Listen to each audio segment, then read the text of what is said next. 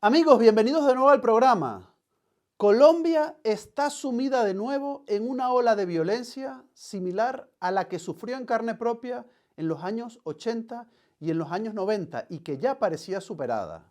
Nueva ola de atentados en la frontera con Venezuela, en las regiones fronterizas, y se le atribuye las primeras investigaciones, las primeras versiones, a grupos irregulares, grupos guerrilleros que tienen contactos directos, según estiman fuentes de inteligencia, según aseguran y denuncian políticos y dirigentes en Colombia, con Diosdado Cabello y con el régimen chavista. Se trata del ELN y también de las disidencias de las FARC, dos grupos que están sembrando el terror en la región del Catatumbo y que ahora han hecho atentados, bomba, coche bomba en la frontera, en el peaje que une Colombia con Venezuela. Aquí lo vemos en esta imagen, tremenda. No es una zona de guerra, no es Ucrania, no es Gaza, se trata de Cúcuta, el paso fronterizo que fue atacado de esta forma por grupos terroristas irregulares en la frontera con Venezuela. Ya se avanzan las primeras investigaciones, las primeras líneas de esa investigación policial por parte del gobierno de Gustavo Petro apuntan a que se tratarían de grupos del ELN y también se apunta también a una posible responsabilidad de la disidencia de la FARC, como he comentado. Volado el peaje. Mire, marica, mire. Mire, está el carro, perro, mire. No, pero gracias, yo no le pasó nada, ¿no, jefe? Mire. No. Mi teniente me confirma que no le tenemos al compañero, se entrecorta la comunicación, ustedes entenderán. Tenemos alguna situación en la... Eso. Contraguerrilla entrando a la parada.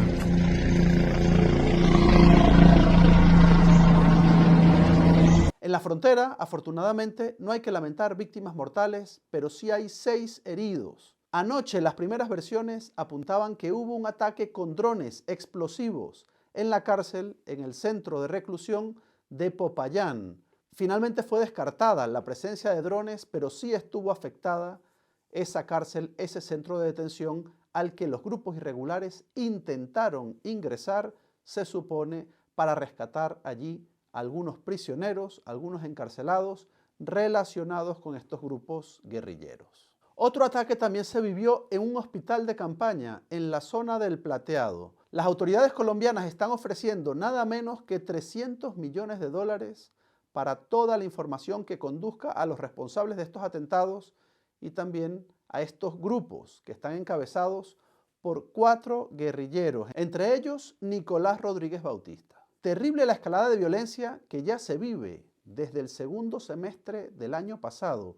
Curiosamente, no sabemos si casualmente, desde que Gustavo Petro aseguró que no reconocía ese proceso electoral según el cual, de acuerdo con el chavismo, había ganado Nicolás Maduro. No considera a Petro, no considera a su gobierno creíble esos resultados electorales. Palabras más, palabras menos, le dijeron al mundo que Nicolás Maduro se había robado las elecciones y desde ese momento, fíjense ustedes, ola de atentados en Colombia. Crece el número de atentados. Diosdado Cabello incluso se atrevió a ir a la frontera reforzando las teorías de que estaría detrás de esta escalada de violencia, también estaría operando bajo la sombra de estos nuevos atentados, de estas nuevas matanzas, de estos nuevos grupos irregulares que según las autoridades colombianas se refugian en territorio venezolano cuando son perseguidos en el vecino país. Y aprovechando esta situación de nueva conmoción nacional, el gobernador chavista del Táchira, designado a dedo por Nicolás Maduro y por Diosdado Cabello, Freddy Bernal, aseguró que todo está normal, todo está en paz en Venezuela, en contraste con lo que está sucediendo en Colombia. Como gobernador del Táchira, quiero expresar mi solidaridad con todo el pueblo colombiano, especialmente con las poblaciones del norte de Santander, quienes en las últimas 24 horas han sido sometidas a una serie de hechos de violencia que conmocionan la paz y la tranquilidad de ese pueblo. Por instrucciones del presidente Nicolás Maduro, me he comunicado con el señor gobernador del norte de Santander, William Villamizar, y el alcalde de Cúcuta, Jorge Acevedo. Le he expresado la solidaridad de nuestro gobierno y además los brazos abiertos de parte del presidente Nicolás Maduro para cualquier apoyo en este difícil momento del pueblo colombiano. Mientras el norte de Santander está sometido a una espiral de violencia, el estado Táchira está en total paz. Venezuela está en paz. Táchira está en paz y los brazos abiertos a la solidaridad, como siempre, con nuestro hermano pueblo de Colombia. Bueno, como es habitual, como es común, en los portavoces del chavismo, en los subordinados de Nicolás Maduro, utilizan esa coletilla, esa muletilla oficial, de acuerdo con las instrucciones o según las instrucciones de nuestro comandante presidente Nicolás Maduro. Esa forma de adulación es la que utilizan todos los miembros ahora del chavismo para dejar claro que quien manda y ordena en el país es Nicolás Maduro. Por cierto, abro paréntesis, esa coletilla jamás es usada por Diosdado Cabello. Utilizando esta muletilla común, Freddy Bernal viene a decir que Venezuela, el estado Táchira, es un remanso de paz, mientras Colombia se hunde en la violencia. Bueno, y reflexionamos y nos preguntamos, ¿cómo no va a haber paz del otro lado de la frontera, donde gobiernan en complicidad los aliados de quienes en Colombia están poniendo las bombas y están poniendo la violencia? ¿No resulta intencionada hacer ver esa diferenciación?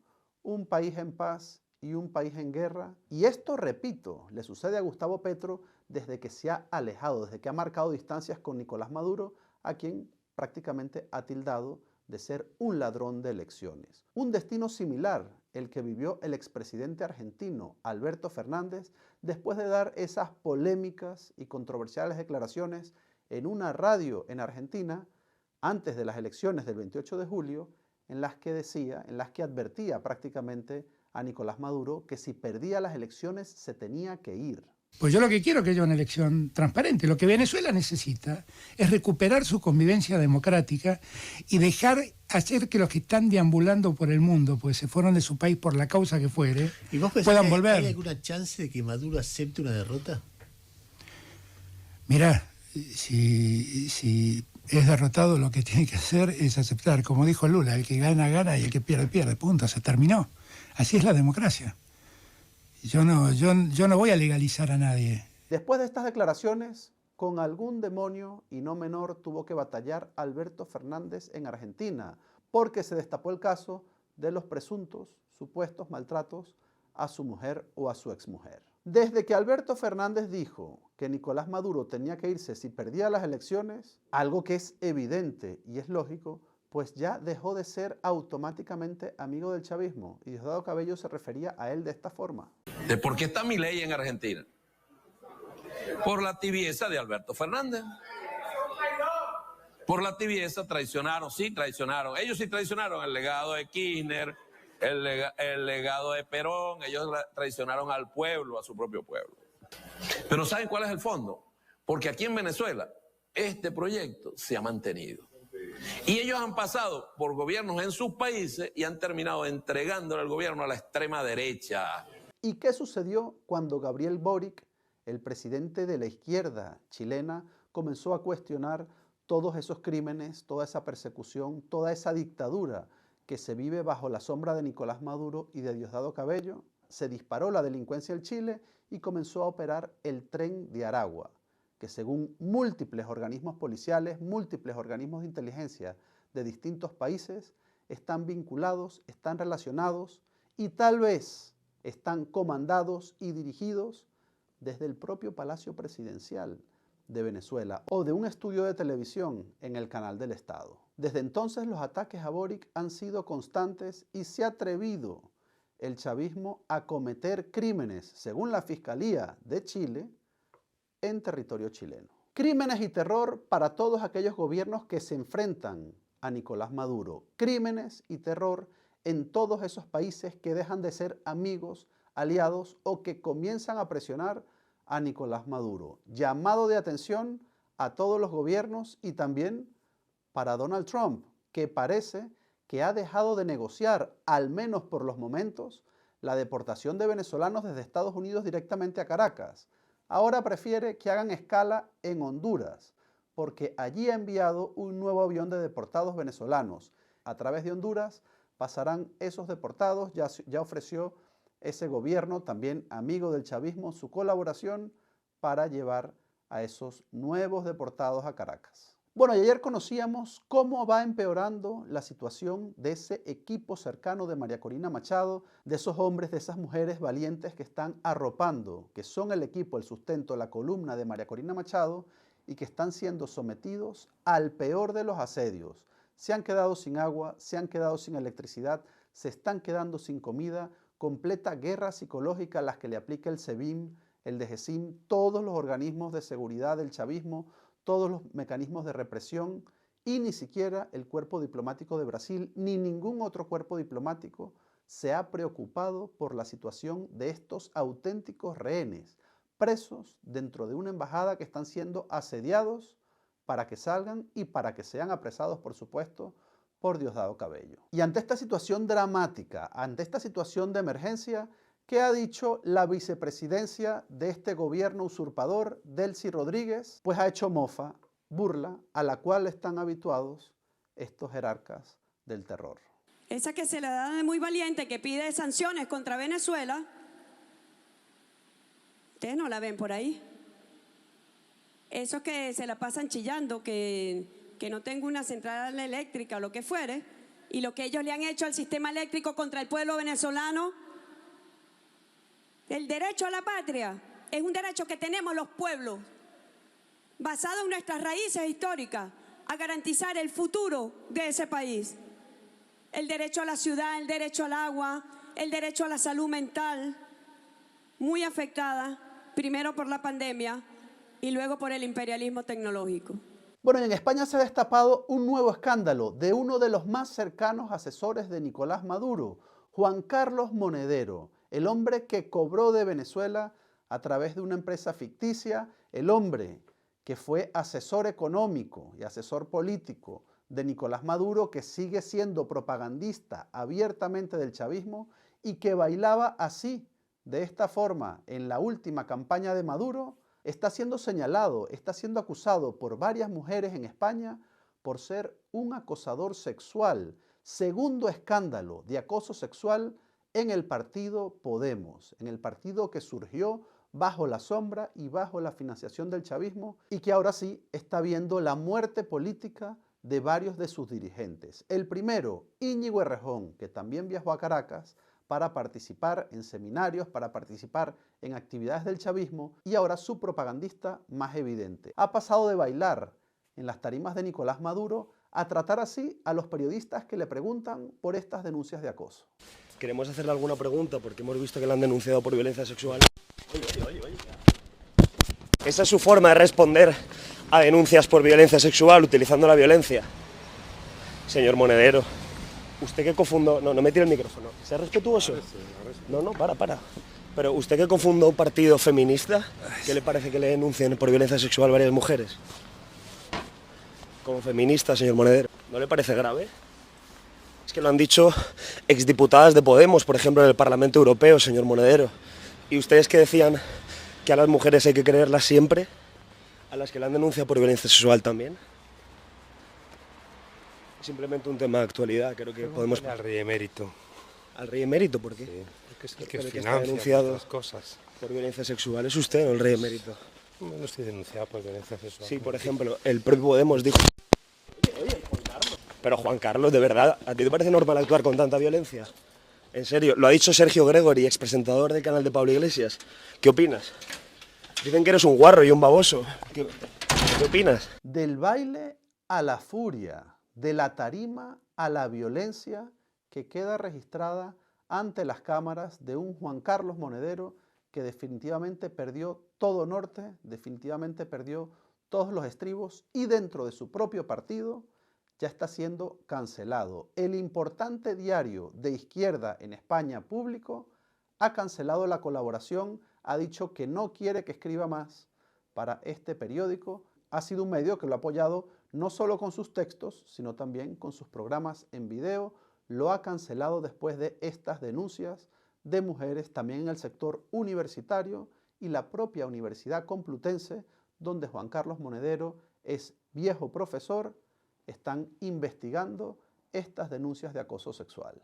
El diario español ABC asegura que varias integrantes de Podemos denunciaron tocamientos y abusos sexuales por parte de Juan Carlos Monedero ante la Dirección Nacional, pero la nueva dirección, de la mano de Irene Montero, la esposa de Pablo Iglesias, y también de John Belarra, es decir, un partido político comandado por mujeres, hacían campaña en defensa del feminismo y en contra de los abusos contra las mujeres, pero en su propio partido decidían tapar estos casos. En concreto, este caso que afectaba a Juan Carlos Monedero, a uno de sus ideólogos, a uno de sus principales fundadores. Muy duros, muy contundentes los indicios, ya ha recibido acusaciones de dirigentes de su propio partido y tendremos que ver en qué termina este caso. Uno de los fundadores de Podemos, Íñigo Rejón, está siendo juzgado por delitos sexuales y ahora a esto se une Juan Carlos Monedero, uno de los más estrechos colaboradores del chavismo en España, solo superado, por supuesto, por José Luis Rodríguez Zapatero. Bueno amigos, y en Estados Unidos se ha nombrado hoy un nuevo director del FBI, un importante cargo para perseguir el crimen, para hacer investigaciones criminales. Kash Patel ha sido nombrado con el voto en contra de 2 parlamentarios republicanos, es decir, un solo voto de diferencia. Y esta votación nos enseña lo que ya yo les había explicado, amigos, en programas anteriores. Si solo 3 congresistas republicanos se oponen a algún nombramiento o alguna medida de Donald Trump, supondrá una derrota política para Donald Trump. No tiene demasiado margen el presidente de los Estados Unidos para perder apoyos en su propio partido en el Congreso. Por eso es vital lo que está sucediendo con los venezolanos, con el TPS y con el estatus legal, porque la congresista María Elvira Salazar de la Florida se ha atrevido, y esta es una jugada política muy arriesgada por su parte, en aliarse con también los congresistas demócratas del estado de la Florida para pedir una ley de ajuste venezolano, una ley que permita a los ciudadanos con ciertos requisitos legales cumplidos dentro de los Estados Unidos que hayan recibido asilo político a través del GPS, ahora regularizarse en el país y no ser deportados a Venezuela, como es la amenaza actual que se cierne después de la cancelación del TPS para los venezolanos. Vamos a ver qué sucede con este caso, pero es interesante la nueva posición de María Elvira Salazar enfrentándose al propio Donald Trump por su electorado, un electorado que le apoyó masivamente, por supuesto, la comunidad cubana y también la comunidad venezolana. Vamos a ver cómo evoluciona este caso, vamos a ver si hay una luz al final del túnel después de esta honda y enorme preocupación que ha supuesto el TPS, el fin del TPS para muchos venezolanos en los Estados Unidos. Vamos a seguir atentos, amigos, a esta noticia, a otras en el mundo que nos afecten como venezolanos, que nos afecten a todo el continente americano. Seguiremos informando, amigos, seguiremos en la lucha, tenemos que seguir.